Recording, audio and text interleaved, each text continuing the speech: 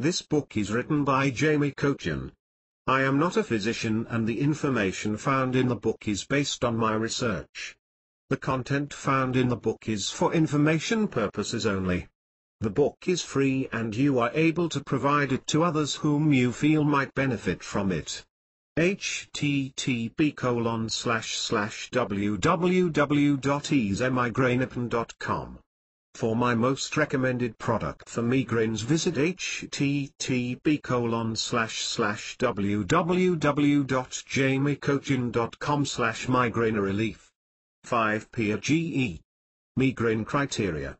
The Classification Subcommittee of the International Headache Society (ISSS) publishes and revises the International Classification of Headache Disorders, now in its second edition. This book offers specific diagnostic criteria for diagnosing migraines and is currently used worldwide. According to ISSS, a common migraine headache, also known as a migraine without aura, is defined by the specific criteria found below. Frequency. The patient must have at least 5 of these headaches. Duration. The headache, excluding attendant symptoms or prodromes, must last a minimum of 4 hours, up to 72 hours. Headaches that last over 72 hours generally require immediate medical attention in order to rule out other, more dangerous conditions. Pain descriptors. In order to be classed as a migraine, a headache must include at least 2 of 4 different qualities of pain. 1. The pain is one-sided, the headache is primarily on one side of the head. 2. The pain is not constant, it throbs, pounds, or pulsates. 3. The pain must be of moderate or severe intensity, to the point where the sufferer is inhibited in daily activity, potentially to the point of being temporarily disabled. 4. The pain is increased, sometimes only slightly, by routine physical activity like bending over, climbing stairs, or moving quickly. Side effects. Headache pain must be accompanied at least one of 4 common side effects. 1. Nausea. 2. Vomiting. 3. Photophobia, sensitivity to light. 4. Phonophobia, sensitivity to sound. 6 PRGE. Secondary exclusions. Appropriate medical testing, such as MRI or CAT scan, and/or a physician's exam must be conducted to rule out other conditions that may have caused the headache. These criteria have helped simplify the diagnosis of migraine for many. However, because migraines are historically associated with extremely high levels of pain, people suffering from moderate migraine may not realize that is what they are experiencing. Migraine myths. There are a number of commonly held beliefs about migraines that make it hard for sufferers to get proper diagnosis and treatment. 1. Migraines are not real, all in the head, an overreaction to a normal headache, etc. Not true. Migraines are a biologic primary headache disorder. Even migraine pain is not confined to the head, though that is generally where it is worst. 2. Migraines have a known cause. Sadly, no. There have been several interesting theories put forward in the last decade, but no single, definitive biological cause of migraines has been identified thus far. 3. All migraineurs have the same symptoms. No, they don't. This is one of the things that makes migraines so hard to diagnose, particularly if a patient's doctor is only familiar with the most common symptoms. 4. A doctor can tell if it's a migraine or not. Not always. The wide spectrum of symptoms that can accompany migraine can make it difficult to diagnose, more so if the patient is not forthcoming with their doctor about all their symptoms. 5. Migraines are curable. Again, no. Once properly diagnosed, many migraineurs still have to devote a lot of time and energy to managing their condition through medications, natural and homeopathic remedies, and diet and lifestyle changes. The various available coping methods work differently for each individual, so there is not even a single protocol of care. 7 PRGE. 6. Migraines are a woman's headache. Women migraineurs do outnumber the men 3 to 1, but there is no evidence the condition is sex-linked in any way. 7. Only adults get migraines. Migraines have been diagnosed in adolescents, children, and even infants. 8. Every headache a migraine is a migraine. Not true. Migraine sufferers can have regular sinus, tension, or stress headaches just like anyone else. The high price of migraines. Migraines are expensive. Recent studies show that the chronic, debilitating headaches have a high cost not just for the sufferer, but for their family, and, surprisingly, their employer as well. Migraineurs, people who suffer from migraine headaches, pay an enormous quality of life cost. Their wallets suffer as well. Healthcare costs for families with a migraine sufferer are, on average, 70% higher than those of families without a migraine. Migraine sufferers also pay for their pain in lost income. Sometimes this is due to unpaid time away from work. Sadly, at other times it is because raises and promotions are not made available to them because they are deemed unreliable due to their condition. The costs to employers are high, too. In the United States, it is estimated that migraines cost employers over $24 billion each year. Half of that amount is indirect costs, things like absenteeism, short-term disability, and workers' compensation. It is estimated that these costs would be even higher if presentism were included. Presentism is the estimated cost of lost productivity that employees with migraines experience while on the job. Of the estimated $12.7 billion migraines cost employers directly each year, the number one expense contributor is outpatient care. Outpatient care for migraines costs employers an estimated $6.2 billion annually. It is followed closely by prescription drug costs at $5.2 billion per year, and the remaining percentage is split between inpatient care and emergency costs. This is not just a US problem. In the United Kingdom, an estimated 25 million working or school days are lost annually due to migraines. Costs of absenteeism and lost productivity have gotten so high that employers are being asked to encourage migraine employees to seek treatment as a cost-saving measure. 8 PGE. Migraine stages. Migraines develop in 4 stages. Patients with migraines with aura, also known as classic migraines, are most likely to experience all 4 stages. Patients who have common migraines, migraines without aura, will have the same stages, but are not consciously aware of them. The interval between migraines is sometimes referred to as the 5th stage of a migraine. Stage 1, prodrome. The prodromal phase usually begins 1 or 2 days prior to the actual migraine headache. Many migraineurs call this the premonition phase. Feelings during this phase are all over the map. Each migraineur has their own personal prodrome profile. Some are giddy, happy, and full of energy, far more so than usual. Others feel a headache start with fatigue, weakness, and irritability. Anything can herald a migraine, and each person has to learn their own prodrome signs if they want to learn to stave off the migraine. Stage 2, aura. This phase is skipped by most migraineurs, since most migraineurs suffer from common migraine, migraine without aura. For those who experience classic migraine with aura, auras can begin anywhere from 5 minutes to an hour before the headache begins. Auras are visual effects migraineurs experience. Objects appear to have bright auras or halos around them. Lightning flashes arc over the field of vision until sight is whited out just before the pain begins. Stage 3, headache. This phase lasts anywhere from 4 to 72 hours. Most common is a one-sided headache with a throbbing or pulsing characteristic. The headache is frequently accompanied by stomach upset, nausea, vomiting, and sensitivity to light, sound, smell, or some combination of the 3. Stage 4, postdrome. Coming away from a migraine can be as unpleasant as building up to one. Postdrome is often characterized by tenderness of the head, neck, and stomach.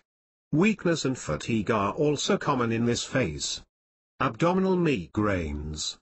Anyone who has ever had a migraine will say they do not just happen in the head. The headache is usually the worst and most painful part of migraine, but there's more. Most migraineurs, people who 9PGE suffer from migraines, will talk about photosensitivity, sensitivity to light, phonosensitivity, sensitivity to sound, scent sensitivity, gastric pain, cramping, and vomiting. Sometimes the abdominal symptoms show up without the other typical migraine symptoms. When they do, a patient is said to be experiencing an abdominal migraine. An abdominal migraine is pain, usually varying from mild to medium, in the abdomen. The pain is either along the midline or unspecified and is frequently accompanied by abdominal tenderness, cramp-like spasms, bloating, vomiting, and loss of appetite. Since abdomen pain can be caused by a wide variety of conditions, other causes need to be ruled out before a diagnosis can be made. In a classic abdominal migraine, no gastric cause for the pain can be identified. Migraineurs need to let their doctors know about their migraines when they experience unspecified abdominal pain so that the doctor knows abdominal migraine may be a possibility. Abdominal migraines are most common in children. Children who experience abdominal migraines frequently grow up to be migraineurs. While abdominal migraine is not unheard of in adults, it is rare. Like most other types of migraine, it is also more common in females than in males. While the exact cause of abdominal migraines is unknown, it is highly likely to be related to serotonin deficiency. Serotonin deficiency has been linked in several studies to migraines, and 90% of the body's serotonin is produced in the gastric system. Serotonin deficiency causes cascading waves of nerve reaction in the brain when triggering a migraine, and a similar process may be in effect in the abdomen. Aging and migraines. Aging is a fact of life. Getting older means increasing frailty and susceptibility to illness, but it can also be a boon to migraineurs, people who experience migraine headaches. Only 2 to 10% of the elderly population experiences migraines, as opposed to up to 28% of adults under 65, and elderly women are still more likely to have them than their male counterparts. Migraines can happen at any age, but they peak around age 40. The frequency of migraine attacks after 40 decreases for most people. Many migraineurs who have suffered with this condition for years experience a reduction in the frequency and severity of attacks after age 55. About 2/3 of migraineurs stop having attacks altogether by age 65. Patients over 65 who still have migraines report drastically decreased severity, duration, and frequency in their attacks. They are also less likely to experience the gastrointestinal upset that accompanies migraine in younger people. The downside to all this good news is that adults over 65 who suffer from migraines are more likely than younger patients to experience disability because of their affliction. Many physicians are uncomfortable 10PGE with treating senior citizens for migraines because therapeutic methods used on younger people are often not tested for safety in an older patient. Additional conditions and the medications used to treat them complicate the problem.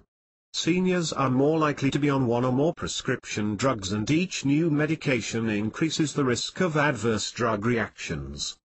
This possibility makes some doctors reluctant to offer senior migraineurs pharmaceutical assistance. The onset of migraines after age 50 is very rare and should be investigated with a doctor to rule out the possibility of secondary causes. Late onset does not rule out migraine. Only 1/3 of senior headaches are due to secondary conditions, but it makes it less likely. Basilar migraines. Migraines can be more than just a pain in the head. Basilar migraines, once known as basilar artery migraines or BAMs, are an extraordinarily rare but potentially life-threatening variant of the classic migraine with aura. Basilar migraine symptoms are caused by constriction of the basilar artery, which supplies blood to the brain stem. BAMs were originally thought to affect only young women and adolescent girls, but research shows that while they are primarily a problem for these groups, they can occur in people of all ages and genders. During the aura phase, bacillar migraine symptoms may include loss of balance, double vision or partial vision loss, lack of coordination, numbness on one or both sides of the body, weakness, dizziness or confusion, and severe vomiting. The symptoms typically last an hour or less and disappear when the headache begins, but may last as long as days after the headache pain has disappeared. Some bacillar migraine sufferers pass out or lose consciousness during the aura phase as well. In extremely rare cases, they may even slip into a coma that can last hours or days. The danger of bacillar migraines is that they can lead to a transient ischemic attack, DIA, or stroke. A transient ischemic attack is essentially a miniature stroke resulting from a temporary interruption of the flow of blood to the brain. Unlike strokes, TIAs have not been shown to cause permanent damage to the brain, and most neurological problems that arise from them, like slurred speech or weakness on one side, clear up within 24 hours of the attack. The bacillar artery is located at the back of head. The headache associated with bacillar migraines is usually a severe throbbing ache on both sides of the back of the head, as opposed to the unilateral temple throbbing more commonly associated with migraines. 11 PGE. Hemiplegic migraine. There are a number of different types of migraine headaches, including both the classic and common migraine. One particularly rare type of migraine is the hemiplegic migraine. Hemiplegic migraines are migraine headaches with very particular symptoms. They include a sudden attack, unilateral, one-sided, weakness and/or paralysis, typically during the aura phase of migraine. The weakness frequently involves a migraineur's face, arm, and leg. When the right side of the body is the affected side, the migraineur may be speech impaired. A mild head trauma can trigger a hemiplegic migraine. A migraine headache follows the paralysis. The paralysis lasts from an hour to days, but usually clears up within 24 hours. Dizziness, vertigo, double vision, and difficulty in walking or balancing may all be part of a hemiplegic migraine. Hemiplegic migraines are predominantly genetic, and sufferers usually have at least one first or second degree relative, parent, sibling, aunt, uncle, first cousin, who also suffers from hemiplegic migraines. Since many hemiplegic migraines are brought on by minor head trauma, people with a propensity for this type of migraine are encouraged to avoid contact sports. In families where the condition is common, onset frequently occurs in childhood, so the no-contact rule is particularly important for children in hemiplegic-prone families. Several genetic markers have been identified for hemiplegic migraine specifically. It is not a condition that screening is normally offered for, but screening is available for it upon request. This type of migraine is particularly disturbing because its symptoms so closely resemble a stroke. Fortunately, the stroke-like effects usually reverse completely within 24 hours. They are also problematic because hemiplegic migraines do not respond to most migraine medications and often have to be treated more like epilepsy with more dangerous medications than regular migraineurs take. 12 PGE. Pediatric migraines. Children get migraines, too. They are not a condition confined to adulthood. Studies have even indicated that infants may get migraines, but this is hard to verify. Current estimates indicate that up to 10% of children between 5 to 15 years old suffer from migraines, increasing to 28% in the 15 to 19 age range. Migraine headaches have a real impact on quality of life for children. The high percentage of children that experience migraines makes them a top childhood health problems. Diagnosing pediatric migraine is similar to diagnosing adult migraines with a few notable exceptions. The International Headache Society's criteria states that the headache must last 4 to 72 hours. Children's migraines are generally shorter, and this fact needs to be taken into account when attempting to diagnose them. Adult migraines are frequently one-sided, but children's frequently involve pain on both sides of the head. These headaches should not be dismissed just because they are not one-sided. For most child migraineurs, people suffering from migrainous headaches, the headaches begin between 5 and 11 years of age. Prior to puberty, the number of male and female children with migraines is roughly equal. After puberty, girls are considerably more likely than boys are to have migraines, most likely due to the same hormonal issues that make the number of adult women migraineurs 3 times that of the men. Many child migraineurs are fortunate enough to have their condition disappear during puberty or upon reaching adulthood. However, people who have migraines as children are much more likely to become adult migraineurs than those who did not have them as a child. Adult migraine sufferers should watch for migraine symptoms in their children, particularly if the other parent also experiences migraines. A child with two migraineur parents has a 70% chance of becoming a migraineur. Transformed migraine. Migraine headaches bring some of the most excruciating pain a person will ever know. Many migraineurs say the only good thing about a migraine is the relief, sometimes even euphoria, they feel when the headache is over. Knowing that a good feeling is waiting on the other side is the only thing that helps some of them get through the pain. 13 PAGE. People who live with transformed migraine, trademark, do not have anything to look forward to. Transformed migraine is the name of a condition some migraineurs develop after years of migraine episodes. Most people develop transformed migraines in their 20s or 30s. Migraineurs report less severe headaches suddenly, but they come more often until they turn into chronic daily headaches, CDH. The daily headache is less intense than a migraine episode, but still painful, and most transformed migraine patients still have occasional full-blown migraine episodes. Not all migraineurs will develop transformed migraines. In fact, most won't. Those who do are predominantly women, and approximately 90% of them previously had migraine with aura, classic migraine. Migraine with aura is relatively rare, affecting less than 20% of all migraineurs. The exact cause of transformed migraines is, like all migraine types, unknown. Many transformed migraineurs are heavy users of pain relievers, both over-the-counter items like acetaminophen and naproxen, and prescription medications like Vicodin or Darvon. Some even take them daily, whether they have a migraine or not, thinking they may help prophylactically. Trademark patients of this type are particularly hard to treat because of a developed tolerance for pain medication.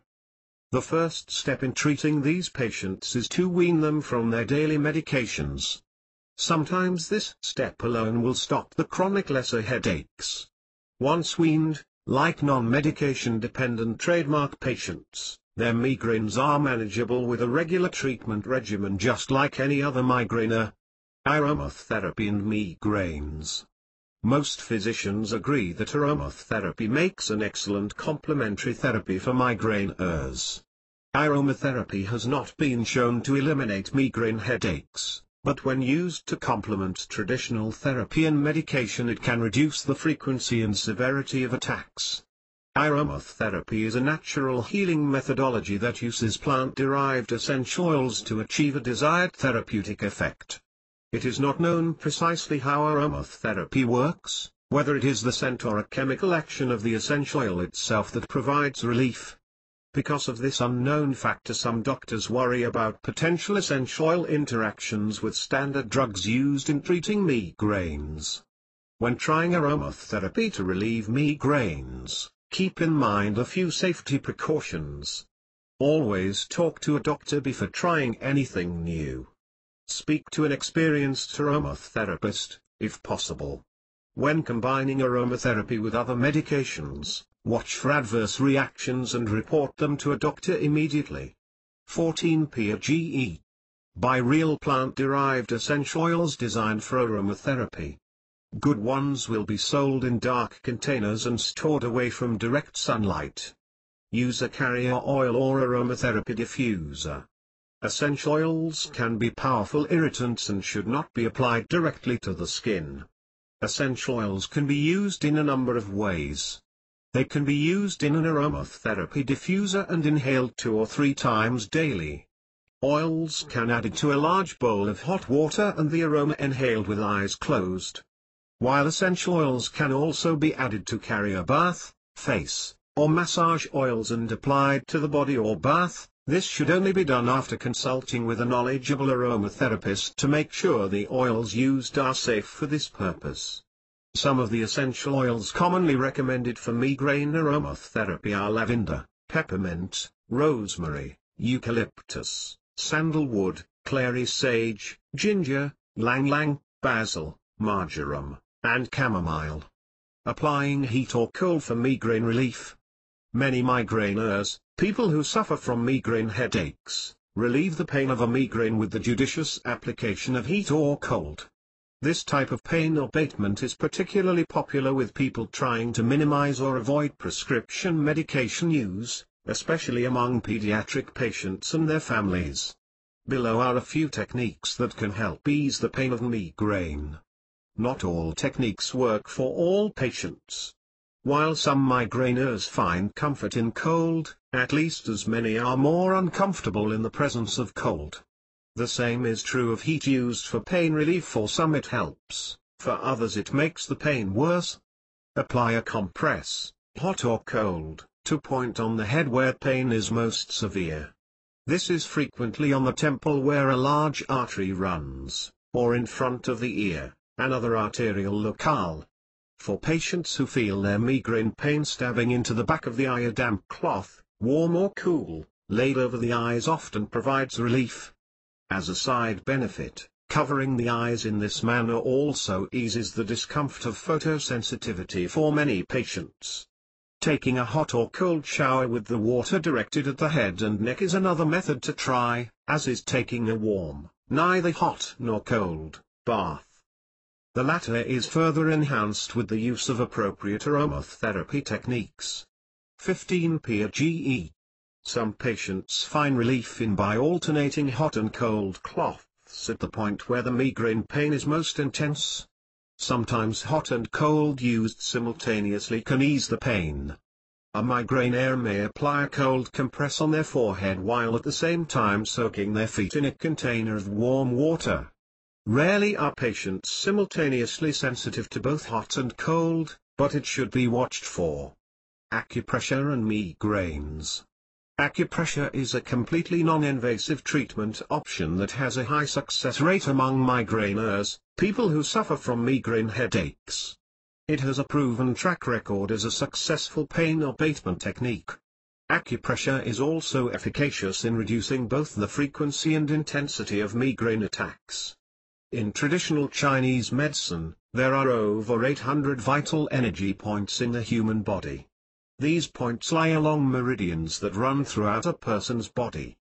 Qi, or life energy, flows along the meridians and through the energy points in healthy people. Qi that is blocked or overabundant near particular energy points causes illness and pain. Acupressure massage applies pressure to these energy points in order to release Qi and stimulate the body's own healing mechanisms. The energy points are massaged with the fingers, thumb, or occasional blunt object with medium pressure in a circular pattern.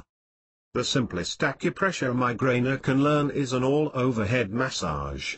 This technique just requires the practitioner to massage the scalp as though they were washing their hair. Sit with the elbows resting on it, able to prevent arm strain, and the head resting lightly in the hands to perform head and neck acupressure. Moderate pressure applied to the GB20 points offers the best relief for migraine pain. They are on either side of the neck, approximately 1 inch to each side of the spinal column just below where the skull and neck muscles connect. GB20 also goes by the more romantic-sounding Chinese name the Gates of Consciousness. Migraineurs seeking to relieve their headache and neck pain should practice deep breathing while using the thumbs of both hands to press firmly on the GB20 points for 1 to 2 minutes. If this is painful at first, home practitioners can start out by pressing and releasing the points in 5 to 15 second intervals. 16 PGE. Acupuncture for migraines. Acupuncture is one of the oldest medical techniques in the world, practiced in China for over 2,000 years. It is a FDA-approved treatment modality for a number of illnesses, especially pain management and chronic pain, and is particularly effective in treating migraines. Acupuncture is a traditional Chinese medicine treatment that involves stimulating some of the over 800 vital energy points in the human body with fine, hair-thin needles to release qi and encourage the body to heal itself. The vital energy points are on the meridians that run through the body from head to toe. Qi, pronounced qi, or life energy, flows through these meridians and energy points. The obstruction of the flow of qi leads to illness and is considered the source of many bodily aches and pains. The flow of qi along the meridians can be obstructed by illness, poor diet, the weather, and other outside factors. Most acupuncture practitioners work with patients to form a treatment plan that addresses both the blockages themselves and the things that cause them. These treatment plans, like those of Western medicine, often include diet and lifestyle changes to enhance the patient's well-being. Migraineurs, people who suffer from migraine headaches, need to tell their acupuncturist exactly where they hurt when seeing one for pain mitigation. The location of pain is important due to the large number of acupuncture points in the head, face, and neck. Where to apply pressure depends on where the migraine pain is most acute. Migraineurs can find long-term relief from their migraines by working with an acupuncturist who specializes in headaches. These specialists do an individualized assessment of the patient to create a long-term treatment plan. Many people who undergo an acupuncture program like this experience relief from migraines for years afterward. For some, the headaches stop completely. Butterbur for migraines. Migraineurs would prefer not to have migraines at all. If headache cannot be eliminated, reducing the number of migraine episodes they experience would certainly be an improvement. It would be even better if it could be done without synthetic pharmacologics. Migraineurs, meet Butterbur, Pitycites hybridus. Butterbur is a shrub native to southwestern Asia, Europe, and northern Africa. It is not what's above ground that makes it interesting though, it's the root. Several studies have shown that daily doses of extract of Butterbur root reduced the frequency of migraine episodes by approximately 50% in almost 80% of the participants. 17 PGE. Butterbur is used in Europe and Asia, but only in the last decade have American doctors looked at it as a viable herbal preventative for migraineurs. Double-blind, placebo-controlled studies conducted in 2000, 2002, 2003, 2004, and 2005 all confirmed the herb's efficacy. Migraine frequency reduction ranged from 37%–62% among study participants, with almost no side effects. The only side effect reported was minor gastrointestinal upset, and that was in a small portion of both the herb and placebo groups. Butterbur is currently considered to be safe, as of this writing, to take with other migraine medications. A healthcare professional should always be included in the decision to add herbal products to any treatment regimen. Crude Butterbur contains pyrrolizidine alkaloids, PAR. These alkaloids are known to be toxic in humans, particularly to the liver. When choosing Butterbur, make sure the product is labeled PAR-free. The amount of alkaloids in Butterbur root is minimal, less than 0.01% concentration. Most Butterbur treatment regimens recommend taking the supplement for a maximum of 4 to 6 months. If migraine frequency increases, it is safe to take again for another 4 to 6 months, but at least a month needs to separate each course of treatment. Balancing chakras to soothe migraines. The word chakra is Sanskrit for wheel. The chakras are the 7 primary distribution points for the energy in the body that run from the base of the spine to the crown of the head. They are also called the psychic centers of consciousness. Migraines may be a side effect of a blocked chakra or unbalanced chakras. Migraine can be eased, and possibly cured, without the aid of the prescription drugs by clearing and balancing the migraineur's chakras. Each chakra is the energy focal point for a different part of the body or body system and affects the energy flow of both physical energy and emotions. The two chakras most concerned with migraines are, naturally, in the head. Ajna, Sanskrit for command, is the sixth of the 7 primary chakras. It is also known as the brow chakra or the third eye. It is in the center of the forehead between the eyes. This chakra is linked to psychic ability as well as the more mundane pineal and pituitary glands. Migraines are considered, by some, to be a sign of a weak or blocked Ajna chakra. When balanced, the Ajna chakra is a deep indigo color. Sahasrara, or the thousand-petaled lotus, is the 7th of the primary chakras. It is also known as the crown chakra since this chakra is on top of the head and includes the entire crown area. This chakra works with the root to balance energy throughout the body. Stress, fatigue, sleep problems and migraines are all associated with an unbalanced crown chakra. When balanced, the Sahasrara is violet. 18 PGE. Meditation, visualization, and color therapy are all excellent ways to balance the chakras of the head. Many people find crystals and semi-precious stones helpful in focusing and balancing their chakras. Check your local library for more information about healing through chakra balance. Chiropractic care for migraines. Chiropractic care is a safe, non-invasive way to relieve migraine suffering without the use of medication. Chiropractic migraine treatment is not for everyone, but it may be particularly useful for patients who cannot use prescription medication due to other risk factors. Migraine headaches are idiopathic. This means that despite the last century's advances in medical science, their cause is still unknown. A number of theories exist to explain migraines. They include a possible serotonin deficiency in migraineurs, genetics malformations, and arterial swelling in the cranium.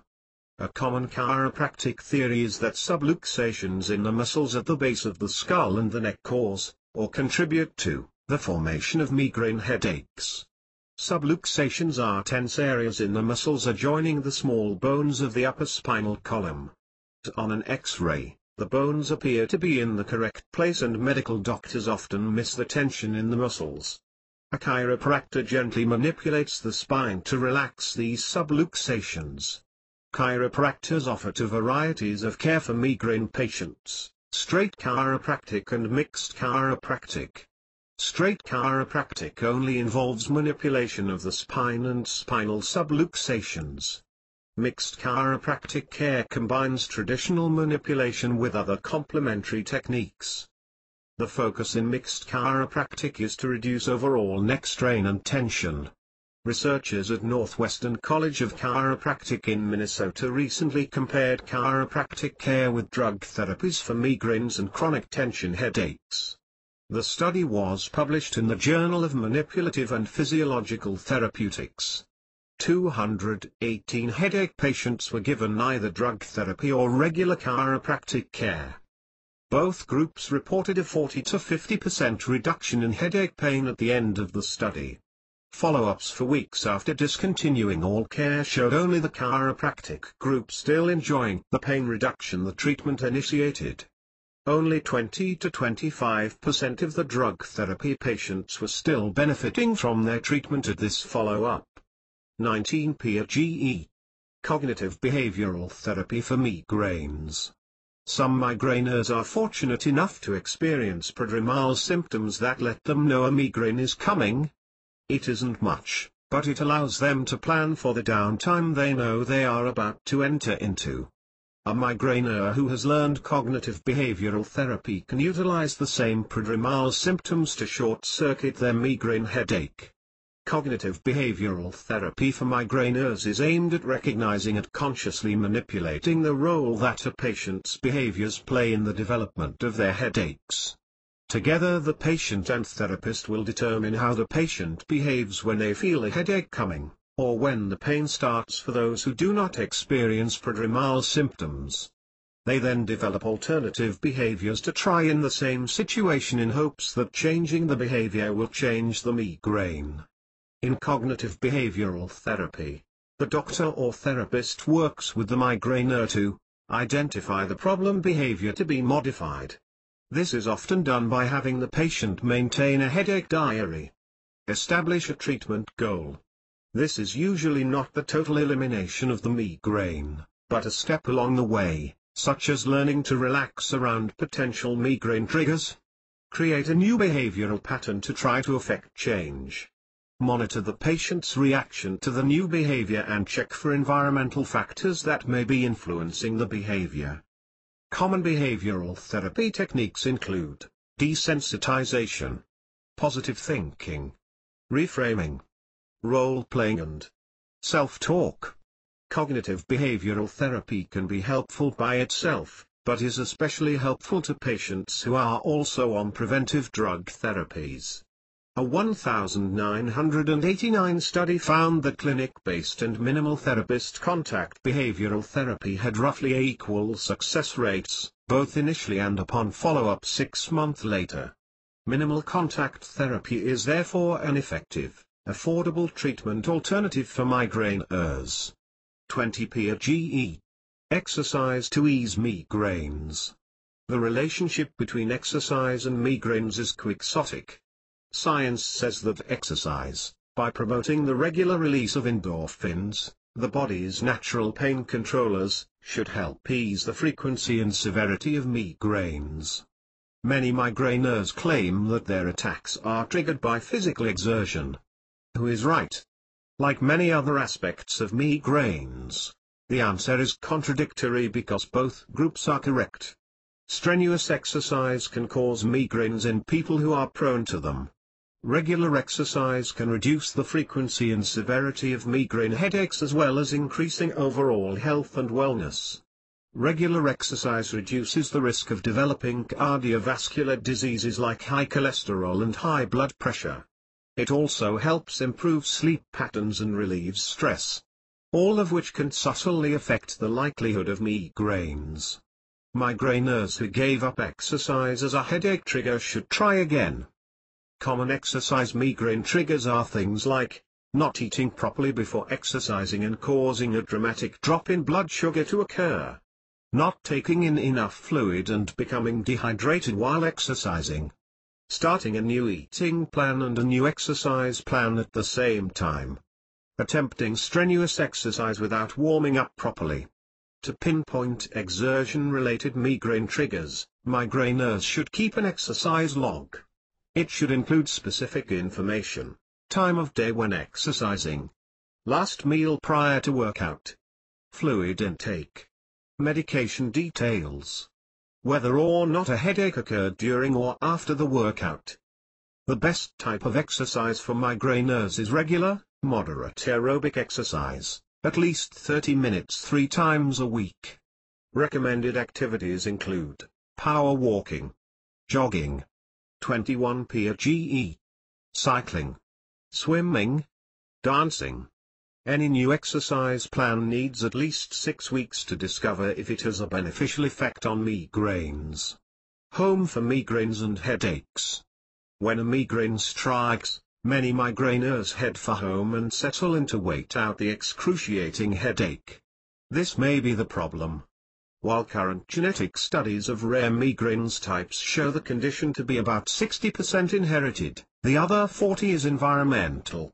If someone already prone to migraines is exposed to an environmental trigger, fireworks, or at least a few prodromal symptoms will ensue.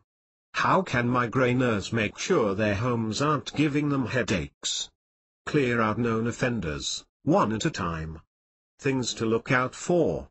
Common household allergens, things like mold, mildew, and dust mites. Changing the air filter and switching to cotton sheets both help with these household horrors. Tobacco smoke. Whether it's a cigarette or a pipe, ask smokers to take it outside. Carbon monoxide. This odorless, colorless, and poisonous gas can come from poorly ventilated fireplaces, furnaces, gas appliances, or cars running in the garage. Installing carbon monoxide detectors near possible carbon monoxide sources and checking the batteries regularly may not only prevent migraines, it may save a life. Waterborne impurities. Eliminating potential chemical trouble from the faucet can be as simple as purchasing a small water filtering pitcher for drinking water. For extremely sensitive people, a household filtration or softener system may be the answer. Pesticides. No one wants to share their home with insects and rodents, but the chemicals used to repel them may be inviting in migraines. Temporarily eliminating pesticide use or switching to organic pest control may help. Pet dander. Migraineurs who are allergic to their pet may want to consider allergy treatment to help them live with the problem. Cleaning solutions. The number and variety of harsh chemicals found in cleansers is boggling. Switching to all natural cleansers may clean up migraines. 22 PGE. Hypnotic migraine relief. Hypnosis is not just an entertainer's trick to please and amuse crowds. Hypnotherapists are helping migraineurs ease their pain. Sometimes they are even able to relieve other migraine symptoms like vomiting and sensitivity to light and sound, too. The hypnotist's goal is to relax patients into a trance-like state in order to access their subconscious mind. A good therapist will then place gentle suggestions in the subconscious that will help migraineurs deal with their pain by changing how they perceive it. Rather than focusing on pain perception, some hypnotherapists work with patients to learn to identify and avoid their personal migraine triggers. This can be doubly effective for migraineurs who smoke if it is one of their triggers. Hypnotherapy has been a recognized smoking cessation technique for decades.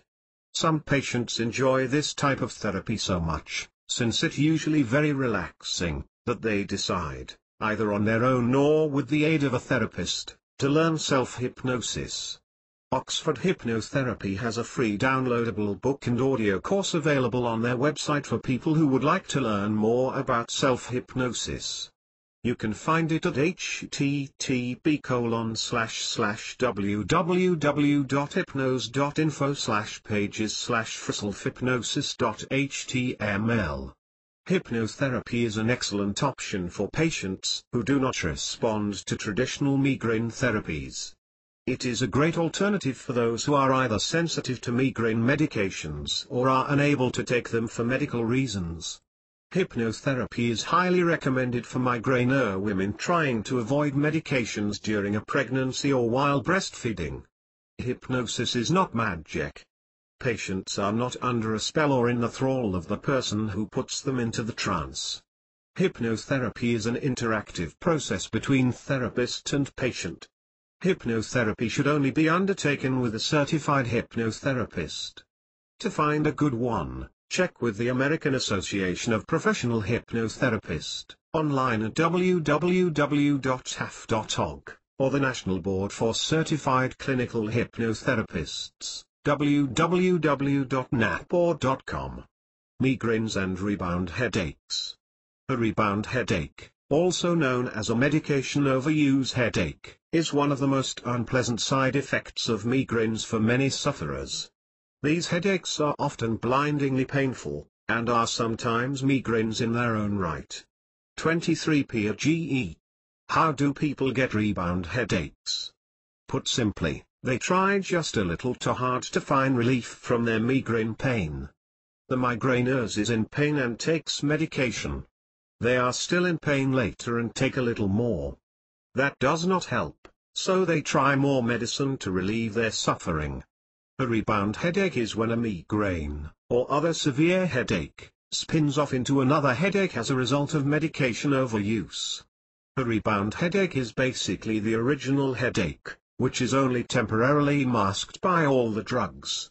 When the body is finally clear of all the medications, the headache pain returns or rebounds. Sometimes the rebound is a migraine or a continuation of the previous migraine. Others it is a blindingly painful new headache in its own right. The new headache is excruciatingly painful but without the additional symptoms, like nausea and photosensitivity. that often accompany migraines. The overuse of any over-the-counter or prescription pain reliever can cause a rebound headache, but the two most frequent culprits are aspirin and acetaminophen. Other drugs often involved in the rebound cycle include caffeine, opiates, prescription combination medications like Midrin, codeine, ergotamine titrate, and drugs that contain barbiturates. While all really painful, chronic headaches should be discussed with a doctor. There are a number of indicators that someone is probably suffering from medication overuse headaches. These include daily or every other day headaches. Medications no longer provide the relief they used to. Prophylactic medication use. With the help of their doctor, rebound headache patients can break the cycle. Migraines and PMS. No one knows exactly what causes migraine headaches, or even what happens in the body and brain when someone has one. One thing that is known, however, is that 3 times as many women as men have migraines. Many female migraineurs will also confess that their headaches are likely to coincide with the period just before their menstrual period. A whopping 60% of women migraineurs have migraines during their period and during the rest of the month. 14% only have a migraine headache during their period.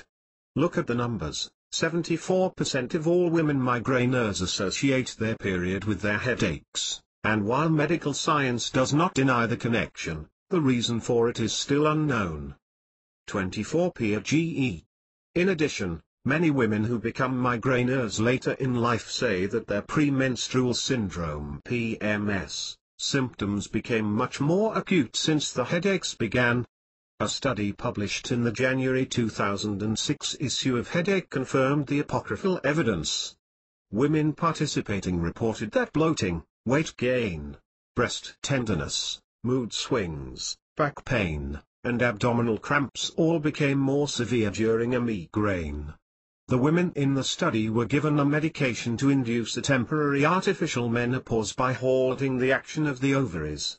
Even with the hormonal ups and downs of regular periods eliminated, they still reported worsened PMS symptoms during a migraine attack. The 14% of women who only have migraines during their period are said to have menstrual migraines.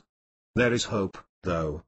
For some lucky women, taking a brief course of NSAIDs non-steroidal anti-inflammatory medicines, like ibuprofen, for several days prior to their period as well as the first few days of it can stave off a menstrual migraine. Women who want to try this type of prophylactic treatment should discuss the option with their doctor. Migraines and obesity. Are you more likely to have migraines if you are obese? The simple answer, for adults, is no. The more complicated answer is sort of. Obesity does not cause migraines in adults. The jury is still out on how obesity affects pediatric migraine. That's the good news. The bad news is that migraine and obesity can have a devastating effect on each other. While obesity does not cause migraines, especially for people with migraines plus chronic daily headaches, can lead to obesity. People with migraines are likely to spend more time being sedentary, forced to inaction by the pain in their head. Additionally, many medications given to migraineurs cause weight gain directly, others cause it indirectly by increasing appetite. Weight gain leads to depression in many people, which leads to more unhealthy behaviors: compulsiveness, hopelessness, increased inactivity, etc. Inaction, weight gain, and increased appetite erode that begins in migraine may well end in obesity. Recent studies have divided migraineurs into different categories by their body mass index, BMI. The higher the body mass index, the more overweight the patient. The majority of the study participants were women, and median age was approximately 38 years. 25 PGE. Obese migraineurs, those with a BMI of 30 or higher, are far more likely to have extra problems with their migraines than people with a lower BMI are. Patients with higher body mass indexes reported more frequent headaches that lasted longer and were more severe than those experienced by lower BMI patients were. There have been several studies on weight and headache prevalence, especially migraines, in children and teens. The initial results are a little frightening since almost all of them saw a correlation between a high MI and incidence of migraines and other types of severe headaches, tension headaches, cluster headaches. All agreed, however, that more research is needed. Migraines and insomnia. A bout of insomnia will often bring on a migraine in someone prone to them. Having a migraine will often lead to insomnia. It sounds like a vicious cycle, and, for some migraineurs, it can be. Insomnia is characterized by the inability to fall asleep, stay asleep, or fall back to sleep if awakened unexpectedly. Head and abdominal pain from a migraine may exacerbate the inability to sleep in people already inclined to sleep disorders. A 2005 study published in Headache, the Journal of the American Headache Society, discusses the links between poor sleep and migraines. Most of the study participants reported some form of sleep trouble and over 50% attributed migraine onset to sleep disturbances at least some of the time. Almost 40% of participants admitted to sleeping 6 or less hours a night. These short sleepers experienced more frequent and severe migraines than other migraineurs. Short sleepers were also more likely to wake up with daily headaches, a condition known as transformed migraines. Over 85% of the study participants said they chose to sleep or rest because of headache pain, and 75% said the pain forced them to sleep. Insomnia and migraines have something in common. Serotonin deficiency is linked to a number of disorders, including migraines and insomnia. Serotonin is a neurotransmitter thought to be an important part of the body's regulation of sleep, mood, appetite, vomiting, and body temperature. It is manufactured in the gastrointestinal tract, where 90% of it is produced, and the central nervous system, and then stored in the blood. Insufficient serotonin levels are also associated with several gastric disorders. This may explain why so many migraine sufferers experience stomach problems prior to or during a headache. Lack of serotonin is also likely to be a major component in the phenomenon known as abdominal migraines. 26 PGE. Migraines and depression. Being in pain so fierce that the only recourse is to hide in a dark, quiet room until it is over several times a year would make anyone sad. Migraineurs, though, are 5 times more likely to develop clinical depression than people who do not have these debilitating headaches. Conversely, people who are depressed are 3 times likelier than happy people to become migraineurs. Many scientists view the intertwining of migraine and depression as a chicken or egg situation. They are patently comorbid, but does one cause the other? If so, which one starts the process, the migraine or the depression? The answer is not that simple. Migraines, depression, and, unsurprisingly, insomnia, a state associated with both conditions, have something in common. All 3 are associated with neurotransmitter deficiencies in the brain. Doctors believe that while they are related, depression and migraine headaches have distinct causes with a similar neurobiology. For years, doctors blamed depression in migraineurs on their resultant loss of quality of life due to headaches. Now it looks as though the link is a biologic shared mechanism rather than psychology. One danger for clinically depressed migraineurs is possible drug interaction between their depression medication and their migraine drugs. In July 2006, the FDA recognized one such danger, that of mixing triptans for migraines with SRIs, selective serotonin reuptake inhibitors, or SNRIs, serotonin and norepinephrine reuptake inhibitors, used to treat depression and mood disorders. Combining the drugs can lead to a condition called serotonin syndrome. Serotonin syndrome occurs when there is too much serotonin in the body. Symptoms include hallucinations, increased heart rate and body temperature, fast changes in blood pressure, and gastrointestinal upset. Sometimes a patient has no choice but to take these medications together, but they need to weigh their options with their doctor and be monitored closely for serotonin syndrome. Migraines and caffeine. Migraineurs have a love-hate relationship with caffeine. For many, the vasoconstrictor helps alleviate their migraine pain. For an equal number, the chemical is a migraine headache trigger. The relationship between caffeine and migraines is anything but straightforward. For caffeine addicts who discover that their daily cuppa is a migraine trigger, the problem of caffeine is particularly thorny. People who regularly consume large quantities of caffeine often experience withdrawal headaches if they do not get their regular Java jolt. If they are predisposed to migraines, the headache they get if they cut out the caffeine is going to be a doozy. Many people think caffeine 27 PGE withdrawal alone can bring on a migraine. Regular caffeine alcoholics are advised to lower their caffeine intake slowly so they do not send their body into withdrawal. Many migraine pain relievers include caffeine. The vasoconstrictive action of caffeine helps relieve migraine pain for some people. One current theory of what exactly goes on in the head during migraine proposes that arteries in the temple get inflamed during an attack and vasoconstriction would reduce the inflammation. Another possible reason to include caffeine in a migraine medication is because it acts as a supplement to the main analgesic. Studies have shown that many analgesics function more efficiently and pack a greater punch when paired with caffeine, though no one is sure exactly why. Caffeine shows up in many unexpected places, so migraineurs who are sensitive to it, not all are, need to be vigilant label readers. Everyone knows about beverages, things like coffee and colas. Caffeine is also found in many clear or fruit-flavored sodas. Caffeine can be found in chocolate. The darker the chocolate, the more caffeine it contains. Caffeine is in many over-the-counter analgesics, and not always clearly labeled.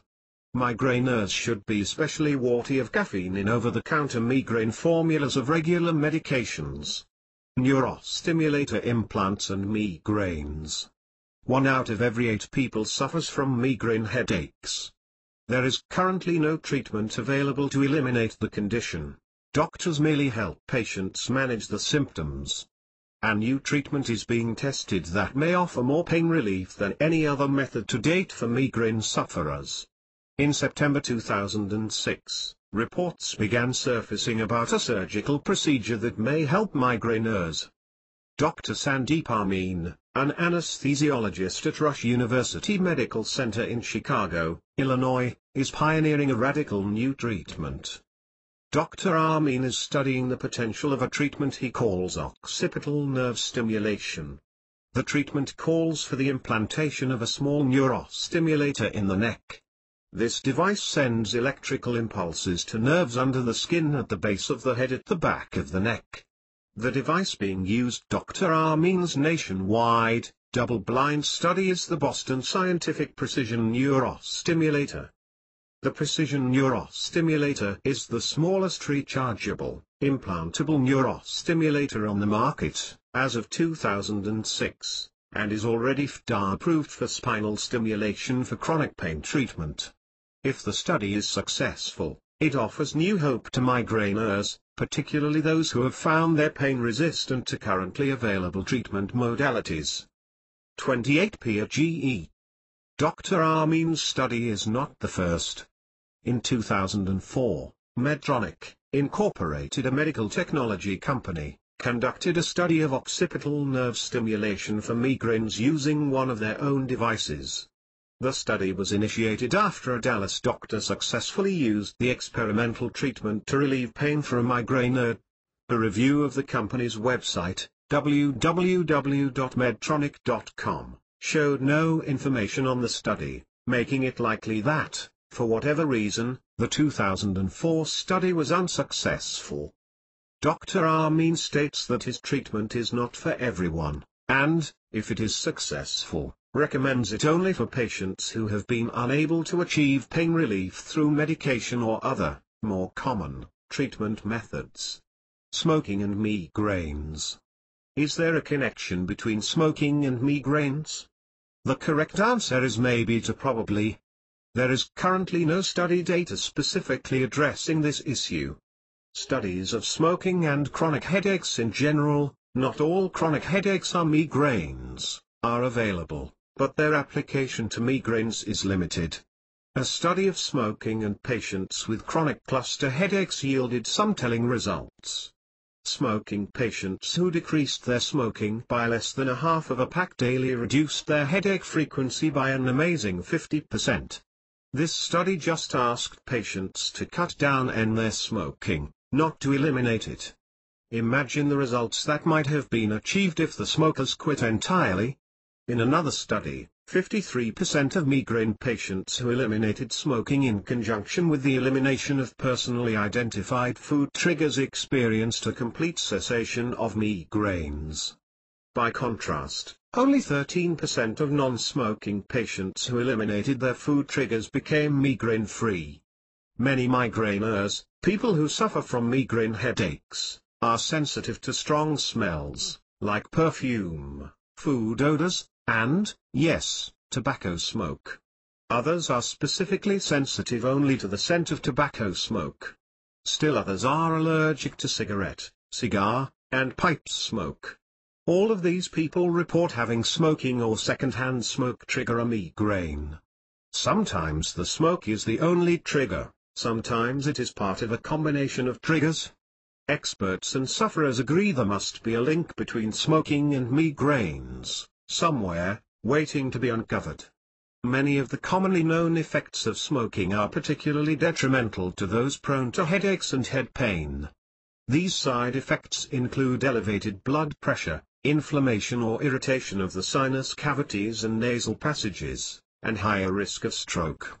Health officials all agree on one thing: smoking is contraindicated for everyone in every situation, and migraine sufferers are no exception. 29 PRGE.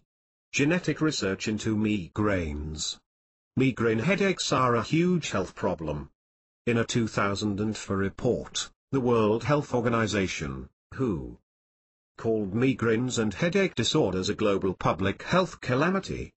Migraines and other chronic headache conditions are disabling.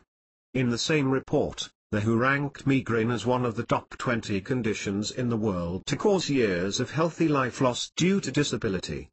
Migraines and all other headache disorders combined rank in the top 10 causes of disability. As a result of the increasing global recognition of migraine as a health threat, genetic research into the condition has multiplied exponentially in the last 10 to 15 years. Doctors have long known that a child with two migraine a parent will likely have migraines.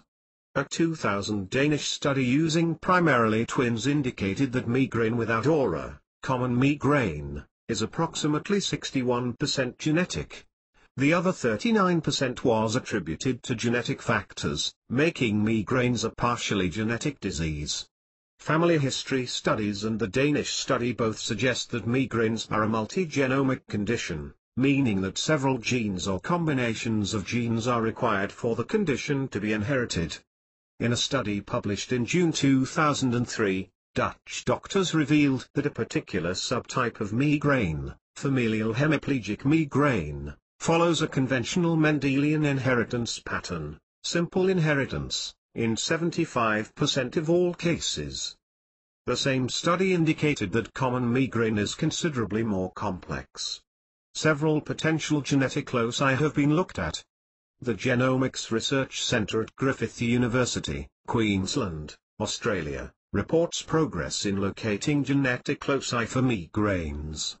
Researchers have been studying multi-generational migraine sufferers within the same family for years.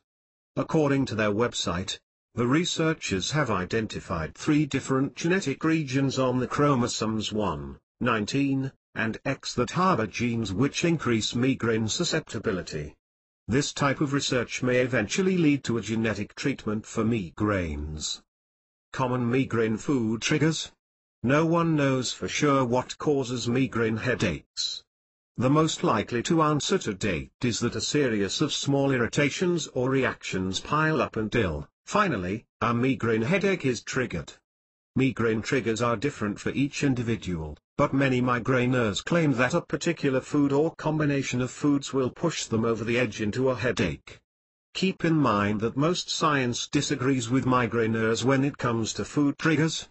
There are no conclusive studies indicating a link between certain foods and migraine headaches, so all information is anecdotal. The thing is, there is a lot, tons in fact, of anecdotal evidence for the link. 30 PRGE. While a migraine trigger food can be, quite literally, anything, some foods come up on the trigger list for enough people to merit discussion. Cheese. Cheese is a major trigger for many migraineurs. Particularly likely to cause an attack are hard or aged cheeses. Soft cheeses like cream cheese and new cheeses seem to be fine and unlikely to cause problems. Processed meats. Nitrates are believed by many to be a major migraine trigger. For most people, the most common source of nitrates is processed meat, items like hot dogs, sausage, bacon, processed lunch meats, etc. Condiments. Salad dressings are a trigger for many. The reason is not known, but is probably tied to a combination of other triggers all coming together in one place. Spices and additives. Any spice can be a trigger. Spices as triggers may be tied, at least partially, to scent sensitivity, since many spices have a pungent odor. Seasonings that seem to give migraineurs the most trouble include monosodium glutamate, message, common in Asian foods, artificial sweeteners, food dyes, and vinegar. Migraineurs who suspect a food trigger should consider trying an elimination diet to pinpoint the trigger food. Migraine auras. A migraine aura is a specific type of prodrome, or premonition, that heralds a migraine. It is a symptom or series of symptoms that let migraineurs, people who suffer from chronic migraines, know in advance that a migraine headache is about to make itself felt. Aura effects develop over about 5 minutes and generally occur from 20 minutes to an hour prior to the start of a headache.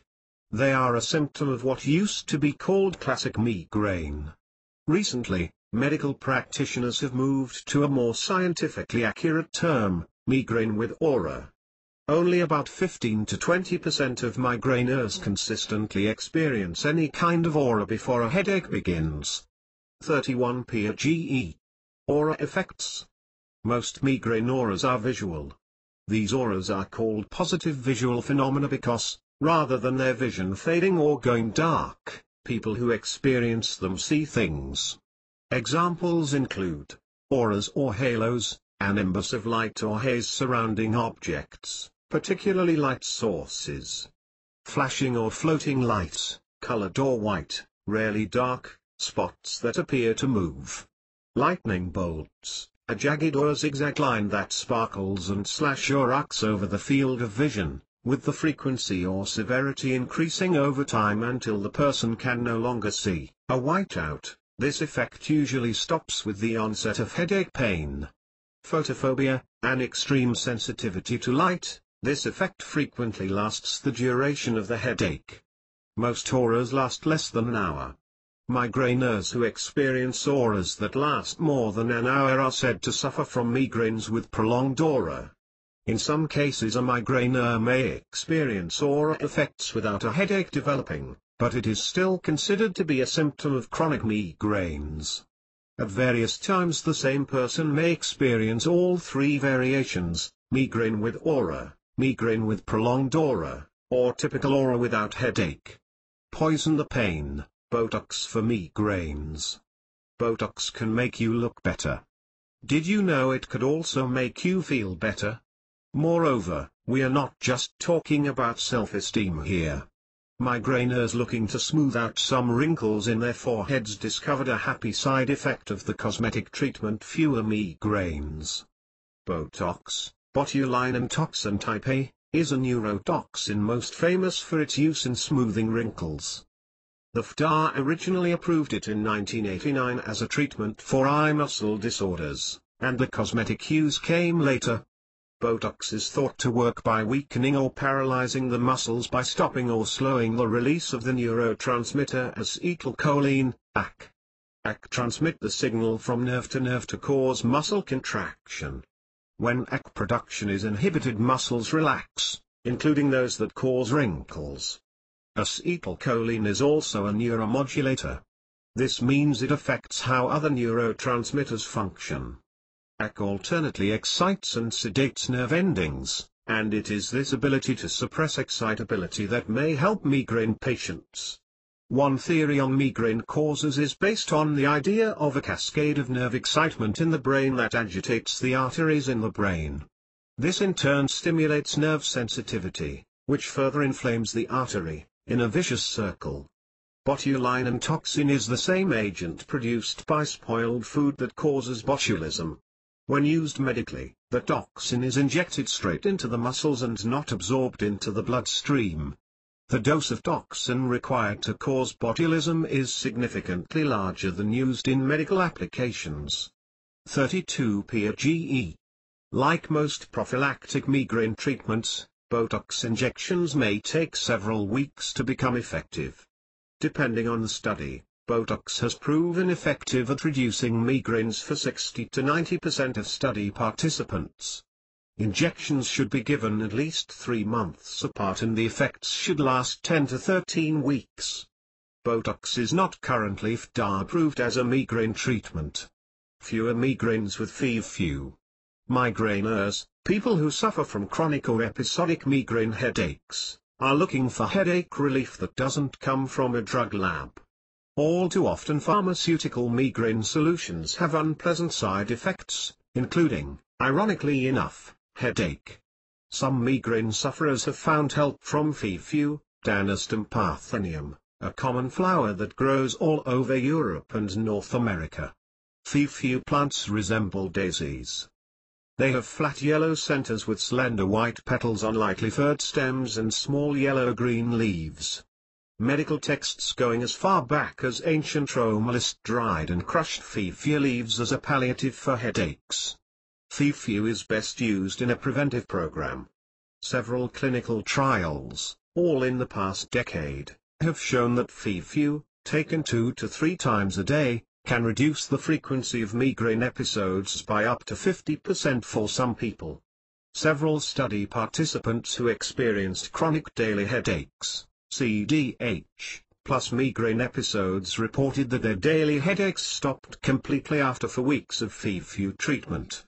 Few, while helpful to some, has a significant amount of potential side effects.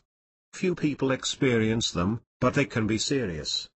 Any patient wanting to add few to their migraine prevention regimen should consult with their doctor and a licensed herbalist. Few is available in many forms. It can be homegrown and the migrainer can chew 2 to 3 leaves from the plant each day. It is also available in tea, tablet, capsule, and tincture forms. Few in any form can cause mouth ulcers, but they are most common among those that chew the leaves or drink the tea. If mouth sores develop, discontinue use immediately. Pregnant or nursing women should take few. Do not give few to pediatric migraineurs without consulting a doctor. Few can trigger an allergic reaction in patients with common pollen allergies and should be used with caution. Migraine prodromes. A migraine prodrome is a premonition or advance warning that a migraine is coming on. Prodromes can occur anywhere from a few minutes before the onset of a headache to days prior. While no one knows the specific cause of migraine prodromes, the prevailing theory is that they are part of neurochemical 33 PGE change in the brain that occurs before an attack. Approximately 60% of all migraineurs, people who have chronic migraines, experience some type of prodrome. Migraine auras. Migraine auras are a specific type of visual prodrome in which people see things that are not there, like flashes of light or halos around object. This type of prodrome is rare and experienced by less than 25% of all migraineurs. Emotional changes. Many migraine sufferers describe mood alterations preceding an attack. Some people are euphoric, others fall into a profound despondence, and still others experience uncharacteristic irritability or impatience. Metabolic changes. Some migraineurs describe their prodrome experience as an enormous spike in energy levels during the day preceding the headache itself.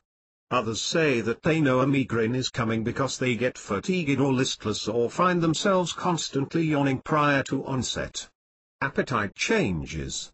Some migraine sufferers lose their appetite before a headache.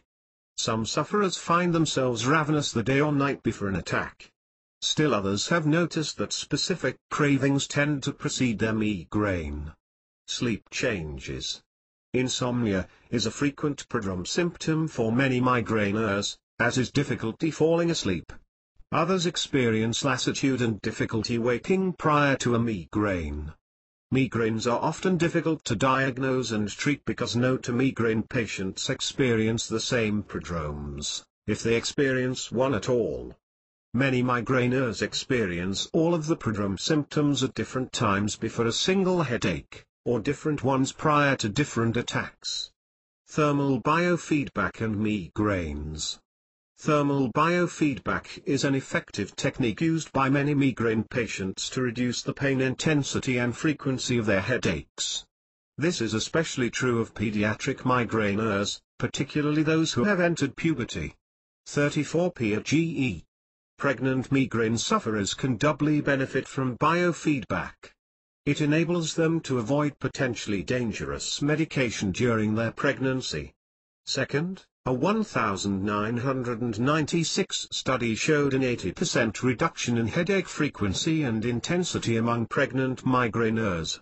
Thermal biofeedback, sometimes referred to as psychophysiological feedback, is a treatment modality used to instruct people in the conscious control of their body temperature. Patients achieve control through a combination of visualization, guided imagery, voluntary relaxation, and mechanical feedback. A 1983 study tested the effects of 3 different medication-free techniques: thermal biofeedback, frontal EMG biofeedback, and relaxation training, on migraineurs. Patients using each technique experienced improvement in their migraines, but the thermal feedback patients appeared to experience the greatest success rate and were more able to sustain the effect long term. Patients are attached to a temperature sensor, usually on the hand, during instruction in thermal biofeedback. This sensor allows them to see the effect of their attempts to consciously control their temperature and change their methodology as needed to achieve the desired result. Training in thermal biofeedback is usually provided by a psychologist or an alternative medicine provider in an office setting, and then practiced by the individual alone. Patients interested in learning this technique should screen instructors thoroughly, since there is currently no licensing requirement for those who provide it. At-home thermal biofeedback practice is frequently more successful in children because they tend to be more imaginative than adults. To utilize this treatment successfully, patients must be very motivated and diligent in practicing it. Some adults can only achieve thermal control when guided by an instructor and are unable to practice the technique alone. Yoga for migraines. Stretching, breathing, bending. None of these activities sound good to a migraineur in the throes of a headache, but they should. Yoga is a physical and psychological discipline originating in India. Most modern yoga practiced in the West is Hatha yoga, which is primarily concerned with asanas, postures, pranayama, breathing exercises, and meditation. Yoga is an excellent way to relieve stress, a common migraine trigger, and tone the body. Being active in a regular, low-impact fitness program helps many migraineurs reduce the frequency and severity of their headaches. This makes yoga a good fit for migraineurs who want both less headaches and less pain medication in their lives. As with any fitness plan, migraineurs need to consult their doctor before beginning a yoga regimen. Home fitness videos and books are great resources for beginners, but should not be the only resources. 35 PGE. Migraineur uses when starting yoga. Many poses may actually increase the likelihood of headaches. Migraineurs who are seriously planning to take up yoga as a complement to their migraine treatment plan should make an appointment with a skilled yoga instructor to discuss their condition and what poses are appropriate. If they have a book, they should bring it to the appointment to review with the instructor. For migraineurs who are thinking about taking up yoga to help ease their symptoms, but are not ready to commit to spending money on it, there are some great free resources on the web relating specifically to yoga for migraines. The ABC of Yoga has a great article on migraines with an illustrated list of poses and directions on how to achieve them, on their website at http://www.abcofyoga.com/yoga-and-health/yoga for migraine.asp. Yoga Today has a video archived on their website of a yoga class specifically for migraineurs available for online viewing or download at http://yogatoday.com/archive/video.php. ID equals 1268. Using white noise to treat migraine symptoms. Phonophobia, an extreme sensitivity to noise, is one of the most unpleasant side effects of migraine headaches. Doctors can't help with this sensitivity, but there is hope. The phonophobia most migraine patients experience is particularly sensitive to very loud noises or sudden noises. White noise can help. What is white noise? If you've seen Pollyanna, you know that white light is actually composed of light from every color of the spectrum. White noise is a combination of all audible frequencies. The sounds are spread evenly across the frequency band so that no one single sound or frequency stands out. When the frequencies are mixed, they cancel each other out and create a deadening effect. This deadening effect has helped some migraine sufferers by masking other, more painful sounds during a headache. One of the best natural ways to relieve migraine pain is to sleep through it. Migraine pain makes it hard to fall asleep, especially when you add in the photo and phonosensitive elements. A white noise machine or recording can help soothe the sensitivity long enough to allow a migraineur to fall asleep. For migraineurs who experience prodrome symptoms, symptoms that let them know a migraine is coming, white noise can help stave off a headache. For many migraine sufferers, noise is a headache trigger, and the noise-cancelling properties can help stop a headache by removing the noise trigger from the environment. One article even suggested that white noise machines be made available to migraineurs at work as a prophylactic measure to reduce lost time due to headache. Some people find relief from migraines by staring at the static visual white noise on a television screen set between channels or with the cable unplugged. Some report that the migraine disappears completely. Those who use visual white noise recommend doing so with the sound off. 36 PGE. Running into migraines. Exercise is good for you. Being fit will help your whole body feel better, including your migraines. Right? So why did your headache specialist just tell you to drop out of this weekend's 10K if you want to be able to go to work on Monday? A regular exercise program is a great migraine deterrent, but it needs to be the right kind of exercise. Many workout types put a real strain on the cardiovascular system, and scientists have linked migraines to vascular problems in the temporal artery, among other potential causes. Migraineurs who want to sweat need to warm up, slowly, for about 15 minutes prior to any strenuous exertion, whether it is exercise or home repair. Skipping this warm-up is nearly a guarantee that a migraine will be interrupting your plans later in the day. While any exertion can be good or bad and each migraineur is different, there are a few types of exercise that are notorious for bringing down the head. Aerobics. High-intensity aerobics classes are a trigger for many women, especially when the cardio-pounding workout is paired with loud music. Biking, whether it is competitive cycling or spinning class at the club, this is a major trigger for many. Running, any kind of running that involves hardcore exertion, especially endurance events like marathons and triathlons. You may be able to keep doing these things, especially if you really enjoy them, but you need to think about toning down the endurance aspect. Cycling should be for pleasure and exercise but not competitive. Replace high-impact aerobics classes with dance, yoga, or free weight aerobics. Reduce the distance you run and see if it helps with the migraines. There is no reason a migraineur cannot be fit, Just do not run yourself into a migraine. Non-drug treatment for pediatric migraine. The last thing most parents want to do is give their child a drug.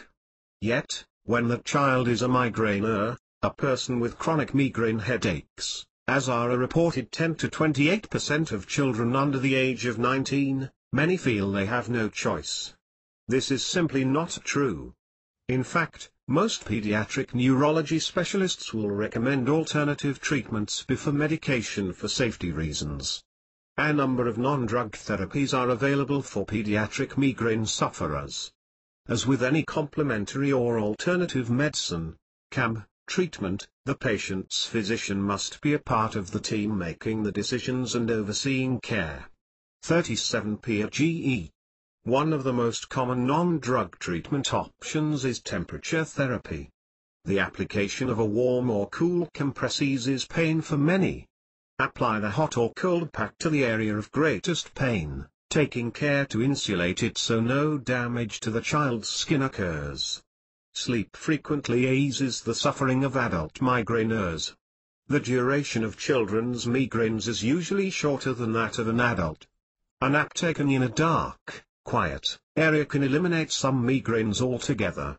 Scheduling can be a factor in reducing the frequency of pediatric migraines. Unlike adults, who experience stress in an acute, episodic manner, children usually experience a constant stress level, particularly during the school year. Establishing a regular routine, including time to relax and an age-appropriate sleep schedule, helps many young migraineurs. Relaxation training, including instruction in self-hypnosis and guided imagery, is becoming the treatment of choice for recurrent pediatric migraines. Studies on the subject show that over half of the pediatric patients who learn these relaxation techniques experience less frequent migraines, but with no reduction in pain intensity when they do have one. There are many options for pediatric migraine therapy. Do not be afraid to ask the doctor about drug alternatives. Riboflavin for migraines. Correcting dietary insufficiencies may help reduce headache frequency for migraineurs. Many migraineurs find relief by adding vitamin supplements to their daily regimen. Taking vitamin B2, also known as riboflavin, has been shown in numerous studies to help reduce the number of migraine attacks people suffer from. Initial studies involved a high dosage of 400 mg. This is 200 times the amount of B2 in a typical diet. The high dosage involved caused the rare side effect of vitamin B2 supplementation to show itself, diarrhea. In 2005, a new study measured the effectiveness of B2 at much lower doses, only 25 mg a day. This lower dose was just as effective at reducing migraine frequency as the higher dose used in earlier studies. Riboflavin has the potential to enhance energy production in brain cells. Migraine sufferers tend to have impaired energy production in cells in their brains, and supplementing with riboflavin may help. 38 PRGE. Magnesium, another nutrient important to energy production, is also proven to reduce migraine frequency among sufferers. Diuretics, alcohol, and chronic medical conditions all deplete magnesium in the body. Adding magnesium-rich foods to their diet, things like spinach, bananas, nuts, and whole grain cereals, helps many migraineurs restore this vital mineral to their system. If dietary changes don't help, a dose of up to 400 mg of magnesium per day may help. Migraineurs should be careful not to overdo it with both dietary changes and supplementation. Signs of magnesium overdosing include drowsiness, lethargy, and diarrhea. Another potentially helpful supplement is vitamin E. Vitamin E aids in circulation, and 400 international units daily helps many migraineurs reduce the frequency of their headaches. Fish oil pills with the right balance of omega-3 fatty acids are believed to lessen the intensity of an existing migraine and help stave them off. Consult with a doctor before adding any supplements to your regular treatment plan. Reflexology for migraines. Say the word migraine and most migraineurs will reflexively cringe in remembered pain, their last headache still vivid in their memory. Say the word reflexology to them and you will likely get a blank stare. A recent, 2006, study in Denmark indicates that migraineurs who get more familiar with reflexology are less likely to cringe reflexively at the mention of migraines. What is reflexology? Reflexology is a massage technique based on the idea that every part of the human body has a corresponding point on the sole of the foot. Reflexologists believe that massage and stimulation of these points on the foot can relieve tension, pain, and stress in the corresponding parts of the body. In the Danish study involved a mix of migraineurs and people experiencing chronic tension headaches. Approximately 90% of the people who participated in the study admitted to taking prescribed medication in the month prior to the study specifically for their headaches. After the study, 19% of participants said they were able to stop taking medication for their headaches thanks to the treatment. The study involved a course of 6 to 8 treatments with monthly follow-up treatments thereafter for a period of 6 months. At the conclusion of the 6 months, 23% of the study participants said they were completely cured and no longer having headaches. 55% of the participants noted marked improvement in their condition. Headaches were less frequent and less severe. A remarkable 78% of the study participants saw an improvement in their condition. 39 PRGE. At a follow-up check 3 months after the conclusion of the study, 23% of the migraineurs stated they were cured. About 41% said they felt their quality of life was improved. The treatments were most effective on younger patients and those who had been experiencing migraines for a shorter period of time. Migraine trigger elimination dieting. Science can't explain why so many migraineurs claim that there is a link between certain foods or beverages and their headaches, but they do. Sadly, the food triggers are different for each migraine sufferer. It's not like someone who needs to lower their cholesterol and the doctor tells them to eat egg whites and lose the bacon. Migraineurs have to figure out their triggers on their own. The best way to do this is with an elimination diet. The first step in any elimination diet is to put together a suspect list. A migraineur has had a headache the day after every football party for years. What is served? Who hosts? What items never change from party to party? If it doesn't happen every time, what was different? Did someone else make the potato salad this week? List the suspects and move to step 2. This is the hardest step in an elimination diet. Until a suspect is identified, everything from the meal that seems to trigger a headache must be eliminated. Then the dieter can add items back into their life, one at a time, until they identify a trigger. Once the trigger is identified, it can be avoided. Do not stop with the first trigger identified. Most migraineurs have multiple triggers. If an elimination diet is going to help someone, he or she needs to identify all the triggers. For many migraineurs, the trigger is not a single food, but a combination of foods. For example, avocados trigger migraineur and B is okay with them. However, when B eats guacamole he gets a headache every time. Why? Guacamole is made up several common triggers including avocado, citrus juice, seasonings, and vinegar. B may be okay consuming any one of these alone, but combine them and it's sure formula for a headache.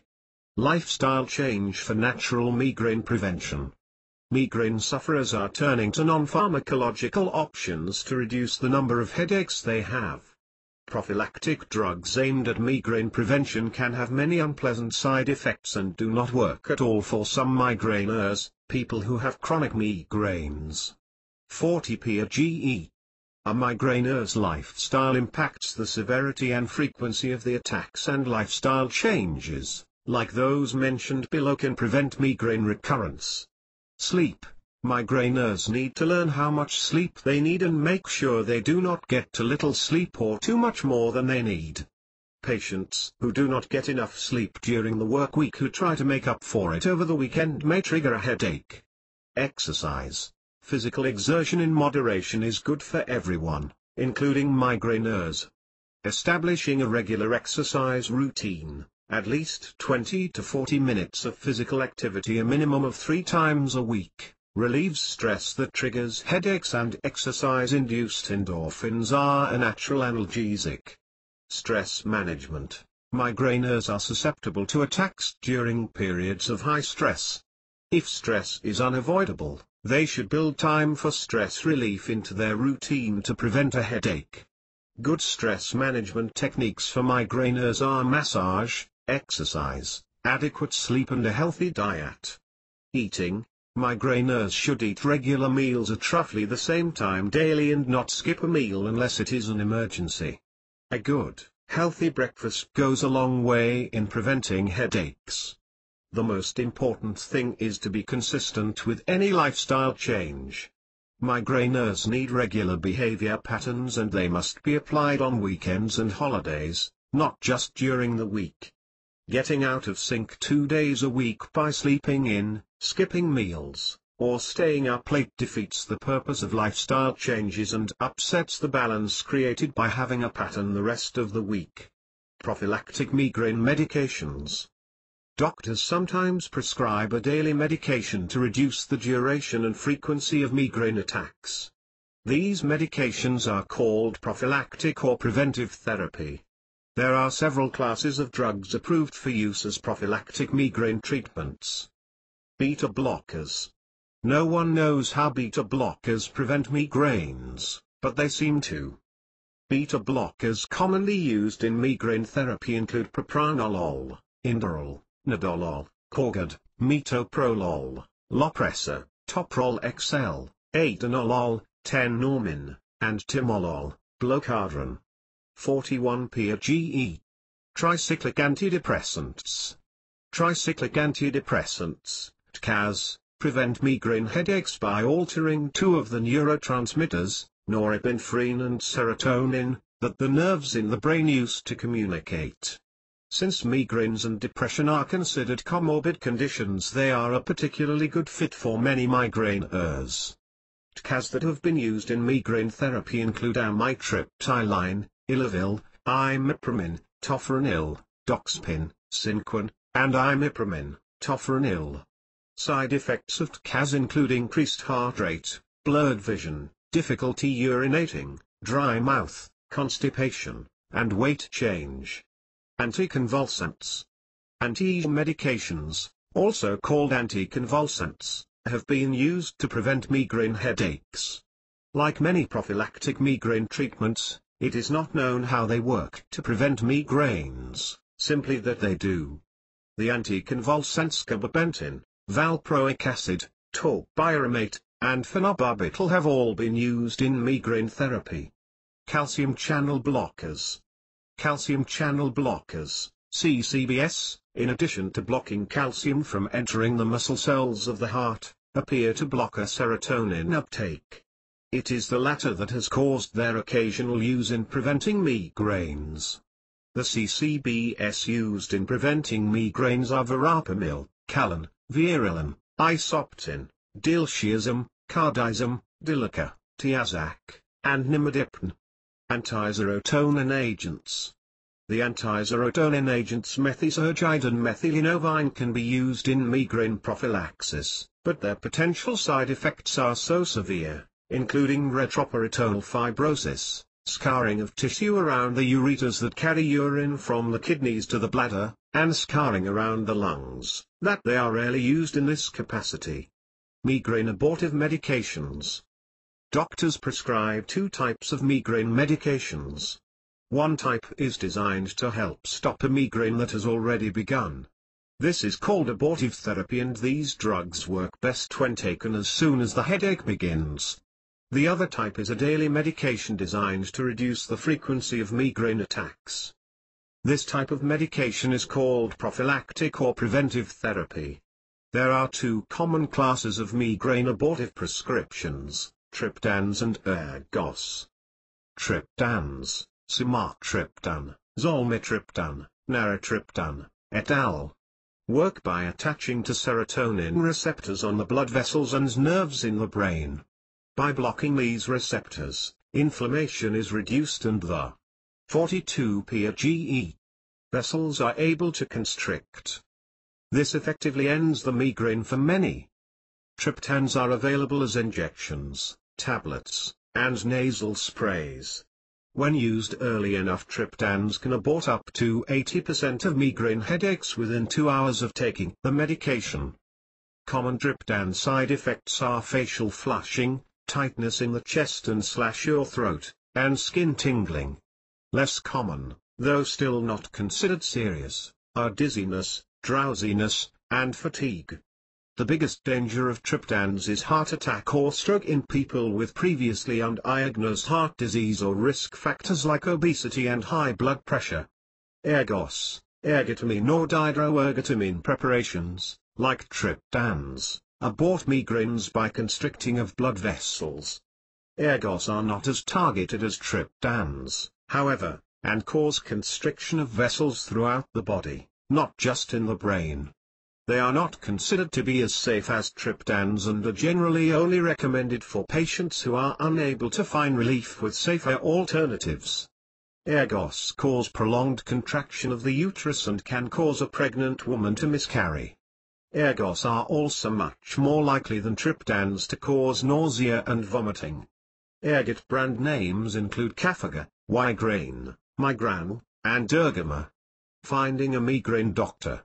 You have severe, debilitating headaches that cause you to vomit and huddle in a dark room for hours waiting for them to go away. Chances are they are migraines. The only way to know for sure, and start on the path to managing your condition if they are migraines, is to be properly diagnosed. The first step should always be your regular doctor. 1 out of every 8 people suffers from migraines. So chances are good that your doctor has seen someone who has migraines before. If your regular doctor does not feel qualified to properly diagnose the source of your headaches or discounts your pain, it may be time for a specialist. Ask your doctor for a referral to a headache specialist. If they do not know anyone, check with your insurance company to see if they have any specialists listed.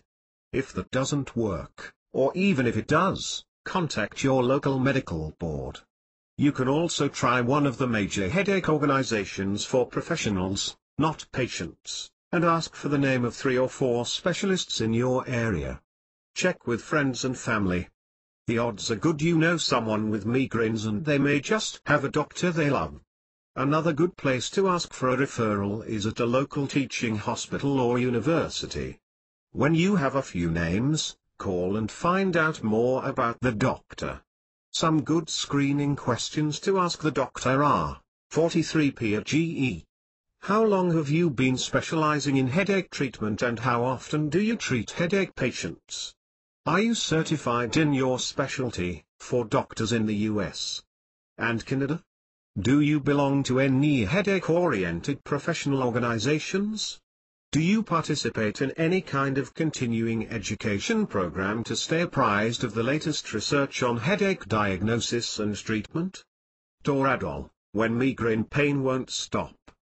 Doctors give migraineurs medications to reduce the frequency or duration of their headaches, and some to stop the pain when they feel a headache coming on. Sometimes, though, the pain is resistant and heavy-duty pain medications are needed. Non-prescription aids, non-steroidal anti-inflammatories, help a lot of people relieve their migraine pain, but when they are not enough, doctors may offer a prescription version. Toradol, ketorolac, is a prescription-strength NSAID doctors can dispense to migraineurs with moderate to severe pain that is resistant to other pain relievers. It is available in a tablet form, but is usually dispensed in emergency rooms and injected for migraines. Toradol has a host of potentially dangerous side effects patients need to be aware of and should be used with caution. It can cause nausea, drowsiness, dizziness, itching, diarrhea, fluid retention, and perforation or bleeding of the gastrointestinal tract. It should not be taken by migraineurs who are allergic to other NSAIDs or aspirin. Patients with a history of gastrointestinal bleeding, high blood pressure, or a history of kidney and liver problems should avoid ketorolac. It should be avoided by pregnant women and the elderly as well. Patients who have been unsuccessfully trying to treat their migraine at home with over-the-counter NSAIDs need to let their doctor or emergency room staff know. Ketorolac should not be administered until other NSAIDs have cleared the body to avoid potential overdose-related complications. Due to potentially dangerous drug interactions, patients need to let their doctors about all their medications, not just ones taken for migraines. Toradol should not be given to anyone currently taking blood thinners, tranquilizers, diuretics, lithium, and particular types of antidepressants, methotrexate, or ACE inhibitors for blood pressure. Toradol may offer relief when no relief from the pain can be found, but should be taken with extreme caution. 44 PRGE. Are you in or out? You have migraine. You have a job. Now what do you do? Deciding if you are able to go out when you have a migraine is a tough decision. You are in pain, you do not feel well, and more likely than not you are not thinking clearly. The ability to determine when you are okay to leave home when you have migraine is a big part of learning to manage your condition. Here are a few things to take into consideration when deciding if you are in or out for the day. How do you feel? Yes, you have migraine, but can you function? Only you know your personal headache pattern. Is it likely to get better or worse from where it is now? What's your mood? Are you sufficiently enthused about the day to be willing to function while in pain? What did you take? Stop and think about your pain relief for a minute. Did you take an over-the-counter remedy, or something a little stronger? If it was a prescription medication, go read the label and see what it says about driving and operating heavy machinery. If you aren't supposed to do those things, it's probably a good idea to hang out at home. This is not a hard and fast rule since only you know how you react to a medicine, particularly one you are familiar with. If you don't think you'll be impaired by your medications, great, but really think about it first. Why? Why are you going out? Basically, you have to decide how important it is that you go out. Work is important, but not if you have a job where potentially impaired function can be dangerous. Errands can always be run later. The class play? That might be worth it, if you can handle it. Online resources for migraineurs. Many migraineurs feel very alone in their still misunderstood suffering, but they are not alone. There are a number of support groups where migraine sufferers can find understanding, information resources, and encouragement.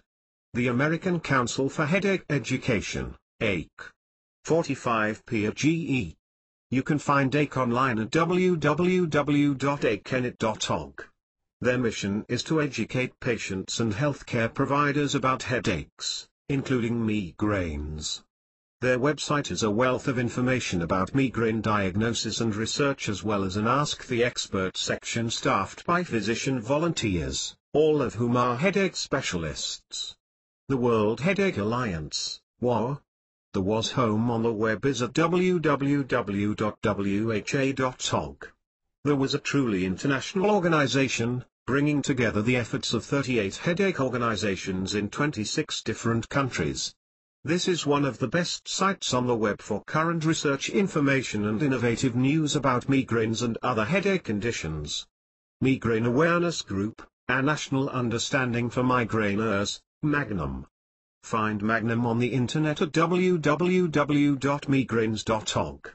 This site has a lot of good information and is an excellent resource for people wanting to get involved in migraine activism. The Migraine Trust. The Migraine Trust is an excellent, United Kingdom-based resource that can be found online at www.migrainetrust.org. They are particularly devoted to workplace migraine awareness and activism and put out a newsletter packed with good information. The Migraine Action Association, MA. The MA's website at www.migraine.org.uk gives visitors a look at the history of one of the oldest migraine support and advocacy groups in the world, Established in 1958. The site also has a very inclusive list of local chapters and support groups throughout the UK. Headaches and migraines at about.com. A wealth of information and links to lots of other good resources are at http://headaches.about.com. As of March 2010, the site had no guide, but the archives are full of good articles. Over my years of research, I have found one system that I found to probably be the best out of the entire ones that I have read on the subject. Plus they have amazing support tools to utilize as well. You can pick it up by visiting 46PGE. Conclusion. Being a fellow migraine sufferer, I hope that you have got at least some valuable information from the book that I have put together. This is also an ongoing project for me, and I am constantly researching and looking for more information. As I come across new and informative info on the subject, I will pass it along to you so you can put it in your bag of tools, and hopefully it will allow you to ease the pain, if not almost eliminate them entirely. Best in health. Jamie Kochian. Jamie@easemigraine.com